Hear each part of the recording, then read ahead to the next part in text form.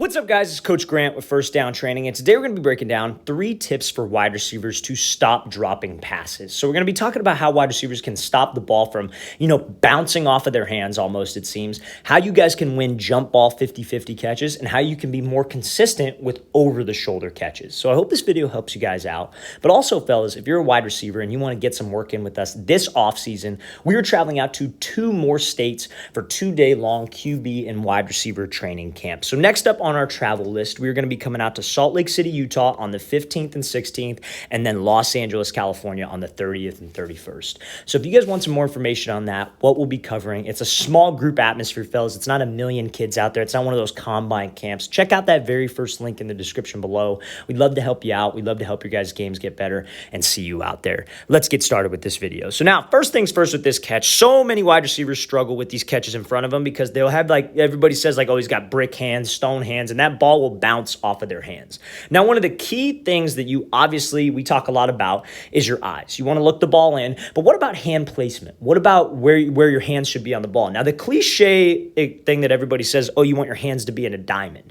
Now, I'm not opposed to that. I think that's a good gauge to have, but at the end of the day, if you're in that diamond, that ball can still bounce off your palms, especially when that QB's throwing this thing with some heat. So as a receiver, it's important to, work catches. It's important to get with your quarterback. It's important to do the hand-eye coordination stuff with tennis balls, but also grip strength is important, fellas, because when you guys catch this ball, you want to catch this thing in the webbing of your hand. And what do I mean by that? This is a great example of this. I mean the fingers, not the fingertips, because that's how you're going to jam your finger, but I'm talking about the full webbing of your hand, because that is where the grip strength is located. So if you guys work any kind of grip exercise, fingertip push-ups, maybe you carry 2 dumbbells and you do farmer's carry, but making that grip stronger will make this easier to catch. Now, I don't know if any of you have ever been around a pro receiver. Maybe you've gone to an NFL training camp or whatever it is.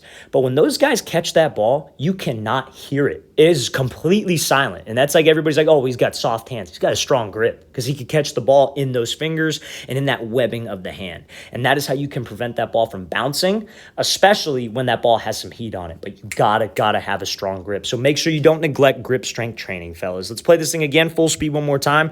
Now we're going to talk about how you guys can win a jump ball. So this is T. Higgins here. So this is a practice clip where he goes up and wins this 50-50 ball, pulls this thing away, and is able to win on this rep. So let's talk about this. So when we go up and have to high point a ball, you already know DB's going to be trying to be physical. He's going to be trying to play my hands. He's going to rip this thing away from me.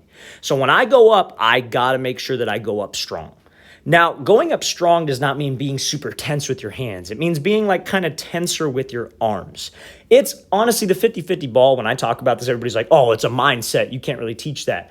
I don't disagree with the mindset part. I think you can teach this, but I don't disagree that it's a mindset when you go up for that ball. You got to go up and have that attitude I'm stronger than everybody else. I'm going to make this play, and that's that. That's the mindset you need to have. That's going up strong. Now, when you secure the ball, that's where the technique comes into play. Because DBs, when they see you make this catch up top, whether you're a bigger guy, a guy who can jump out of the gym, they're going to play this thing on the way down. So when you're coming on the way down, you have to make sure you put the ball away. So there's 2 things that you can do. You could either rip away and use your body as a shield between the defender and turn, or you could rip this ball and pull it behind your head. Now, Higgins kind of pulls it away and uses his body as a shield. He secures the ball here and he rips away down, putting his body between the defender and the ball. That's how you can protect the ball. That's the one I like the most. But you see guys usually in the red zone, they'll catch it here and they will pull it backwards over the top of their head. Now, I'm not saying that's wrong. I personally don't like it, but I like the rip. I like anything that puts your body between the defender and the ball to where he can't make a play on the way down and knock this thing out. That's textbook right there from T. Higgins. That's exactly what we want in that type of situation. Let's play this thing again, full speed one more time. Great job high pointing it, and great job ripping it away to finish on this catch. All right, so now, this is a clip here from Tyreek Hill. So this is a situation that a lot of you might be in. Some of you maybe not, but in high school especially, if you're going up against a faster DB, maybe the quarterback doesn't have the greatest arm, or maybe he does have a good arm, and that DB has great recovery speed, and it's tight coverage, and you have to catch the ball over the shoulder. How can you be more consistent with that? And it comes down to eyes and late hands. So let's play this thing full speed. So when Tyreek catches this ball over the shoulder, you see how late his hands are. That doesn't give the DB time to recover and make a play or see when the ball is coming.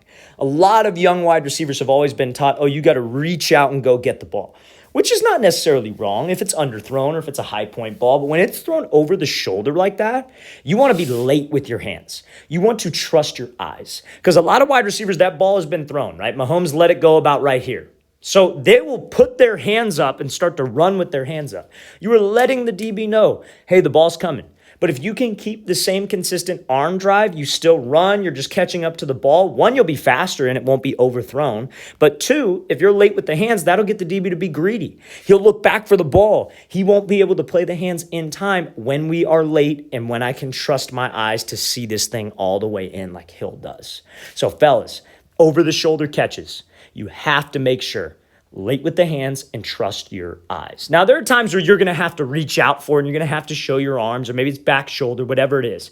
But at the end of the day, any tough catch, a diving catch, a catch on a low ball, an over the shoulder catch, you have to trust your eyes. Got to make sure that those hands are late when it's over the shoulder. End of the day, that's the main focus. Let's play this thing again, full speed one more time. Great job by Tyreek Hill winning on this over the shoulder catch with tight coverage, especially if you're a slower wide receiver. I know Hill is not. But if you're in tight coverage and you're maybe not the fastest guy, you've got to bring something to the table in terms of your hands. All right, fellas, I really want to thank you for watching. I really appreciate it. If you guys have any questions at all, don't hesitate to leave those in the comment section. We always appreciate the feedback. Always great to hear from you guys. You guys help keep this channel going, and we read every comment. So we definitely appreciate it. And again, fellas, we're coming out to 2 more locations. We're coming out to Salt Lake City, Utah on the 15th and 16th, and then Los Angeles, California on the 30th and 31st. So if you guys want some more information on that, check out that very first link in the description below. I'll see you guys next time.